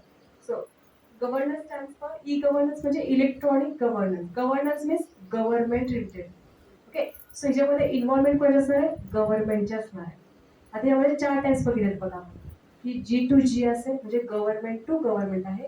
G2C आहे, that is a government to citizen किंवा कस्टमर म्हणू शकतो त्या ठिकाणी. नेक्स्ट आहे गव्हर्नमेंट टू बिझनेस आणि लास्ट आहे गव्हर्नमेंट टू एम्प्लॉय. ओके, आता ह्याच्यामध्ये सिम्पल एक्झाम्पल बघा. आता गव्हर्नमेंट टू गव्हर्नमेंट मध्ये काय असेल, कुठल्याही 2 स्टेटचे गव्हर्नमेंट कन्सिडर करा. 2 स्टेटचे गव्हर्नमेंट असेल, त्यांच्यामध्ये होणारे एक्सचेंज, त्यांच्यामध्ये होणारे पॉलिसीज, ओके, थ्रू इंटरनेट. इंटरनेटचा यूज होऊन प्रत्येकाला असं आहे का की प्रत्येकाला स्टेटमध्ये जायचं तिथलं रेकॉर्ड घ्यायचं, नो. काय करतो आपण, आपल्या गव्हर्नमेंटला सबमिट करतो, आपलं गव्हर्नमेंट दुसऱ्या गव्हर्नमेंटशी कम्युनिकेट करतो आणि जो काही रिप्लाय असेल तो रिप्लाय आपल्याला प्रोव्हाइड करतो. सो कुठल्याही 2 स्टेट मधला असेल, 2 कंट्री मधला असेल, त्या गव्हर्नमेंट मध्ये होणारं exchange of information, that is the G2G. Okay, next आहे G2C म्हणजे सिटीजन, म्हणजे आपण लोक. गव्हर्नमेंट आणि आपल्यामध्ये होणारं एक्सचेंज. ओके, गव्हर्नमेंट काय करते, वेगवेगळे स्किल्स प्रोव्हाइड करत असेल. ओके, ते काय जर तुमच्या याच्यामध्ये आलं गव्हर्नमेंट टू सिटीजन असेल, तुम्ही ई महासेवा केंद्र आहे बघा, त्यात तुम्ही काय करताय, ऑनलाईन तुम्ही आधार कार्ड काढू शकताय, पॅन कार्ड काढू शकताय. ओके, सो वेगवेगळ्या फॅसिलिटी प्रोव्हाइड करणं हे कशी चालतं तुमच्या गव्हर्नमेंट टू सिटीजन्स किंवा कंझ्युमरच्या अंडर येणार आहे. वेगवेगळे गव्हर्नमेंटचे ऍप्लिकेशन फॉर्म्स असतील, ते कशामध्ये तुमच्या गव्हर्नमेंट टू सिटीजन मध्ये येणार आहे. नेक्स्ट, इव्हन बघा NTA, आता जे आपण नेटची एक्झाम देतो त्याला अगोदर काय असतं बघा, NTA काय गव्हर्नमेंट एजन्सी आहे. ओके, ती काय करते, सिटीजन्स म्हणजे काय, लोकांच्या काय कम्युनिकेट करायचं काम करते. नेक्स्ट आपल्याला बघायचं बघा, गव्हर्नमेंट टू बिझनेस. ओके, आता कुठला पण असेल, मग टेंडर भरायचं असेल किंवा GST असणार आहे, म्हणजे टॅक्स भरतात ते, कुठला पण बिझनेस आणि गव्हर्नमेंट ह्या दोघांमध्ये होणारं एक्सचेंज ह्याला काय म्हणणार आहे, गव्हर्नमेंट टू बिझनेस आलं. आणि लास्ट वन आहे गव्हर्नमेंट टू एम्प्लॉय, ज्यामध्ये बघा प्रधानमंत्री रोजगार योजना. ओके, अशा वेगवेगळ्या योजना येतात बघा, म्हणजे गव्हर्नमेंटनं त्याच्या एम्प्लॉईजसाठी वेगवेगळ्या योजना किंवा त्यांचे गव्हर्नमेंटचे एम्प्लॉईज असतात त्याचे वेगवेगळे टॅक्स असतात बघा, किंवा वेगवेगळे त्यांना अथॉरिटी प्रोव्हाइड केलेले असतात. त्यांच्या मुलांचं शिक्षण फ्री असतं, त्यांना राहायला घर दिलेलं असतं किंवा कमी रेंटमध्ये घर असतं. हे सगळे काय तुमच्या गव्हर्नमेंट टू एम्प्लॉईच्या अंडर येतात त्या ठिकाणी. ओके, हे झालं आपलं गव्हर्नमेंट. आता NEGP आहे, त्याच म्हणतात नॅशनल ई गव्हर्नमेंट प्लॅन्स आहेत, त्याच्या अंडर काय वेगवेगळ्या पॉलिसीज तुम्हाला रन केल्या जातात. ओके, नेक्स्ट आहे बघा इथं 12th 5 years प्लॅन आहे, म्हणजे 12 ते 2012 पासून 16-17 पर्यंत कंटेक्ट केला होता. आणि त्याच्यामध्ये एवढ्या वेगवेगळ्या योजना त्यांनी काय केल्या होत्या, एस्टॅब्लिश केल्या होत्या आणि त्या फुलफिल केल्या त्यांना. आणि ह्याच्यामध्ये मोस्टली त्यांनी जास्त कॉन्सन्ट्रेट कशावर केलं होतं, ई पेमेंटवरती. म्हणजे आपण जे आता बघतोय गुगल पे असेल, GPay असेल किंवा RTGS ऐकलं असेल word, real time gross settlement, RTGS असेल, NEFT असेल, हे सगळ्याचं मेन असेंबल करणं, एस्टॅब्लिश करणं कधीपासून झाले, ह्या प्लॅनमध्ये त्यांनी ते केलं. नेक्स्ट आहे डिजिटल इंडिया. ओके, म्हणजेच काय, जे काय डॉक्युमेंटेशन मॅन्युअल वर्क कमी करायचं, डॉक्युमेंटेशन कमी करायचं, जे काय असेल ते डिजिटल फॉर्म मध्ये अवेलेबल करून द्यायचं. सो कुठलाही व्यक्ती कुठल्याही ठिकाणी होता, कुठल्याही प्लेसला होता, त्याला त्याची इन्फॉर्मेशन तर अवेलेबल करूनच मिळणार. ओके, असं नाही की माझं आधार कार्ड घरी राहिले मी जाऊन घेऊन येतो, नाही म्हणू शकत. तुमच्या मेलला अवेलेबल होणार आहे ते कंटिन्युअसली. सो तुमचे डॉक्युमेंट तुमच्या बरोबर ऍज वेल एज ते क्लाउड वरती स्टोअर करायचे, कुठल्याही प्लेस वरून तुम्ही ते जाऊन ऍक्सेस करू ठेवू शकताय. ओके, जरी मी कराडमध्ये आहे, आता मी मुंबईला निघाली असेल तर मुंबईमध्ये सुद्धा तो सेम ऍक्सेस मिळणार आहे, सेम इन्फॉर्मेशन मी ते कॅरी करणार आहे. प्रत्येक वेळेला प्रत्येक प्लेसचं कारण देऊन कुठला पण मला रिस्ट्रिक्शन प्रोव्हाइड करू शकत नाही, ऍब्स्ट्रॅक्टर्स कुठलेही येणार नाहीत. सो जे काय असेल ते डिजिटली करणं. ओके, इव्हन तुमचं आधार कार्ड प्रत्येकाला असं बघा की बँकमध्ये आधार कार्ड लिंक करा, पॅन कार्ड लिंक करा, मोबाईल नंबर तुझे लिंक करा. ही इन्फॉर्मेशन काय आहे ती, तर हे डिजिटल इंडियासाठी तयार केलं. प्रत्येकाला डॉक्युमेंटेशन तुम्ही किती फॉरवर्ड करणार आहात, किती तुम्ही कॅरी करणार आहात. सो यासाठी काय करतो, डिजिटल इंडिया जे ते आहे ते डिजिटल फॉर्म मध्ये अवेलेबल असणार आहे. साईज कमी असणार आहे, इझी कॅरी करू शकताय, कुठेही तुम्ही पोर्टेबल आहे, कुठेही यूज करू शकता त्याचा. सो डिजिटल इंडिया किंवा मेक इन इंडिया डिजिटल हा नवीन प्रोग्राम आहे. नेक्स्ट, ओके, डिजिटल इंडियाचे 9 पिलर्स आहेत, ज्यामध्ये त्यांनी वेगवेगळ्या एरियावरती कॉन्सन्ट्रेट केलं, म्हणजे पोस्ट ऑफिस असेल त्या ठिकाणी किंवा ऑनलाईन डिपॉझिटरी असतील त्या ठिकाणी. असे एकूण 9 पिलर्स आहेत त्याच्यावर त्यांनी कॉन्सन्ट्रेट केले. आणि ह्या 9 वरतीच त्यांना ते काय करायला, ह्या वेगवेगळ्या पोस्ट ऑफिस कन्सिडर केला की तुमचं सगळं डॉक्युमेंटेशन असेल, एम्प्लॉयमेंट असेल किंवा तुमचा पण एनव्हलप असेल, ते डेव्हलपिंग सगळं पोस्ट ऑफिसच्या अंडर करणार आहे. किंवा आपण CSC असेल त्याच्या अंडर तुमचा युनिव्हर्सल ऍक्सेस असेल त्यावेळेस करू शकता. असे 9 पिलर्स त्यांनी अवेलेबल करून दिले. ओके, आता हे सगळे लॉंग, जो पहिला आपण बघितलं होतं general abbreviations. Okay, and long forms. So हे सगळे लॉंग फॉर्म्स आहेत, हे वेगवेगळे जवळजवळ 200 लॉंग फॉर्म्स अवेलेबल आहेत. ओके, आहेत आपल्याकडे आता त्या नोट्समध्ये आहेत, ज्या तुम्हाला मग प्रोव्हाइड केल्या जातील. ओके, लॉंग फॉर्म्स मध्ये काय करतो, तर पर्टिक्युलरचं मिनिंग काय ते तुम्हाला डिफाईन केलं जातं. सो सगळे लॉंग फॉर्म्स झाले. आता हे जे आहे ते इंटरनेट रिलेटेड सगळे वर्क आहे. आपण इंटरनेट यूज करतोय, बेसिकली FTP जसं मागाशी बघितलं, file transfer protocol. Okay, without FTP तुमचे फाईल ट्रान्सफर होणार नाही, तुम्ही डॉक्युमेंट एक्सचेंज करू शकत नाहीये. नेक्स्ट आहे HTML hyper text markup language. Most of the web pages जे असतात ते HTML मध्ये तयार होतात. नेक्स्ट आहे HTTP हायपरटेक्स्ट ट्रान्सफर प्रोटोकॉल. हा पण एक प्रोटोकॉल आहे. इव्हन HTTPS पण आहे, जसं मगाशी सांगितला. For S for secure. Next आहे IP, that is internet protocol आहे. आता इंटरनेट प्रोटोकॉल आहे, हा एक डिजिटल कोड आहे जो काय करतो, इंटरनेटशी कम्युनिकेट करतो. सो IP ॲड्रेस, ह्या कम्प्युटरचा IP ॲड्रेस हा आहे. ओके, सो IP ॲड्रेस हा युनिक असतो. एका कम्प्युटरचा IP ॲड्रेस एकच असणार आहे, तो परत तुम्हाला कुठंही मिळणार नाही त्या ठिकाणी. सो जरी क्राईम जरी झाला एखाद्या PC वरून, तर तो PC इझिली आयडेंटिफाय काय होतो, तर IP ॲड्रेस काय असतो, युनिक असतो. सो कुठल्या ठिकाणी तो IP ॲड्रेसचा PC अवेलेबल आहे, एरिया कुठला आहे, तो इझिली आयडेंटिफाय करता येतो. ओके, सो IP ॲड्रेस झाला. ISP आहे, तर इंटरनेट सर्व्हिस प्रोव्हायडर आहे, जे वेगवेगळ्या सर्व्हिसेस प्रोव्हाइड करायचं काम करतात. त्यानंतर लॅन, जसं आपण मगाशी बघितलं, PPP, that is the point two point protocol. Okay, point two point मध्ये काय होतं की डायरेक्ट कनेक्शन तुम्हाला द्यावं लागतं. म्हणजे तुम्हाला केबल लागणार आहे, वायरलेस नको आहे, डायरेक्टली तुम्हाला समोरासमोर असलं पाहिजे. डायरेक्ट तुम्ही अटॅचमेंट देणार, that is a point two point communication. आणि URL आपण जसं बघितलं, URL मध्ये काय करतात, ऍड्रेस पास करायचं काम करतात. Next USB. USB म्हणजे काय, युनिव्हर्सल सिरियल बस. ओके, आपण जो पेनड्राईव्ह लावतो, ती जी लाईन असते ना, त्याला म्हणायचं USB. ओके, USB म्हणतो त्याला. नेक्स्ट आहे VR, त्याचं व्हर्च्युअल रियालिटी आहे. आणि VRML, तर व्हर्च्युअल रियालिटी मार्कअप लँग्वेज. ह्या पण लँग्वेज आहेत, फक्त ह्या 3D इमेजसाठी यूज करतात. ओके, सो हे बघितलं आपण फक्त इंटरनेट रिलेटेड बघितले. बेसिकली इंटरनेटमध्ये काय काय यूज करतात, इंटरनेट ह्या सगळ्यापासून तुमचं फॉर्म केलं जातं. तर नेक्स्ट आहे, हे सगळं ईमेल ॲब्रिव्हिएशन्स आहेत. ओके, सो 2G4U म्हणजे काय, टू गुड फॉर यू. तुम्ही शॉर्टकट गुड नाईट GN लिहिता बघा. Okay, good night sweet dreams SW चा. ठीक आहे, तुम्ही शॉर्टकट्स आहेत तसे हे तुमचे ईमेलसाठी यूज केले जाणारे बेसिक कॉमन सॉफ्टवेअर. नेक्स्ट बघा. की कुणाला काय क्युरी आहे का? ऍक्च्युली काय, सिलेबस वास्ट आहे, सगळं कव्हर करायचं आहे, पण वेळ थोडा कमी आहे.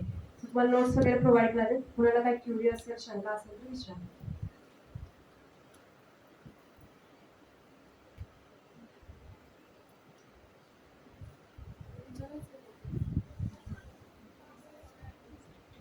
थोडं फास्ट होणार आहे, कारण जास्त सिलेबस आहे. ऍक्च्युली आपल्याला निमत कव्हर केलंय. जोपर्यंत थोडं बेसिक नॉलेज कळत नाही, तोपर्यंत तुम्हाला सांगता नाही. तर शॉर्टकट्स वगैरे काय असेल तर सगळ्यात तुम्हाला नोट्स वगैरे दिल्या जातील. काय असेल शंका तर विचारत जावा. मी BCom डिपार्टमेंटमध्ये असते. Okay, okay, thank you.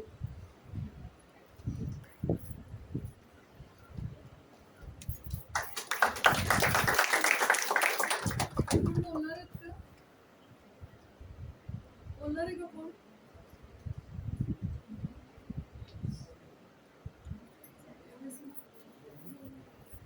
बोल. त्याशिवाय येणार का स्टेज? चला.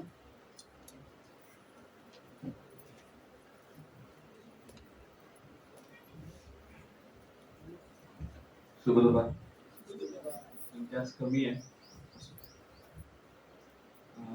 तयार व्हा. ओके, मी पहिल्यांदा आभार मानायच्या आधी मी बोलेन की तयार व्हा. कारण आता आपण डिग्री घेतलेली आहे, ग्रॅज्युएशन कम्प्लीट केलेलं आहे.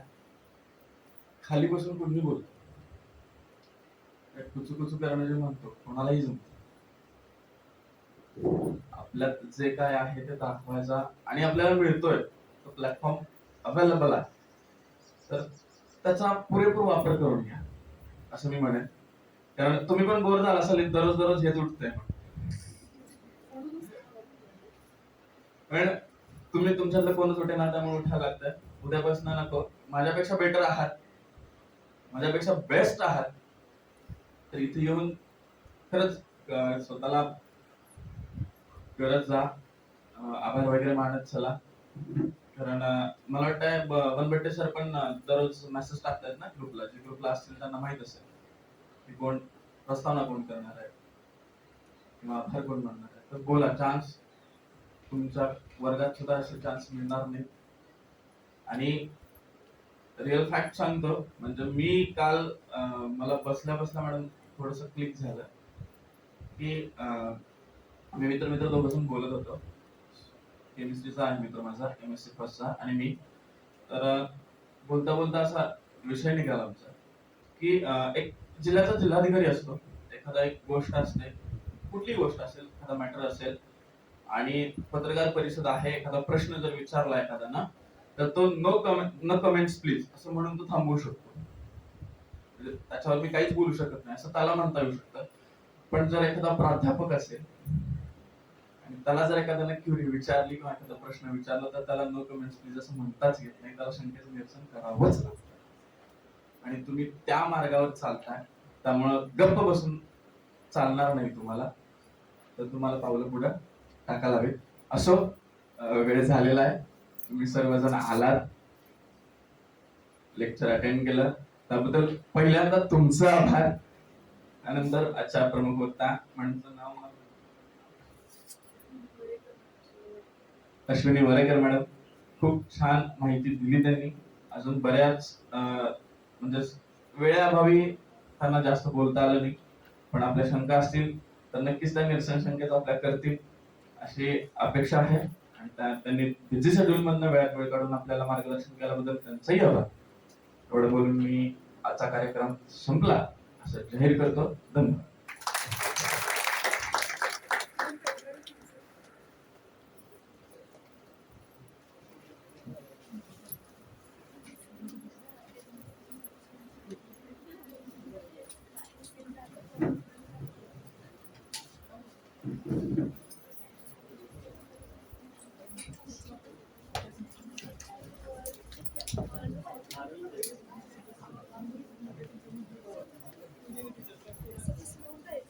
एक फीडबॅक फॉर्म लगे बरा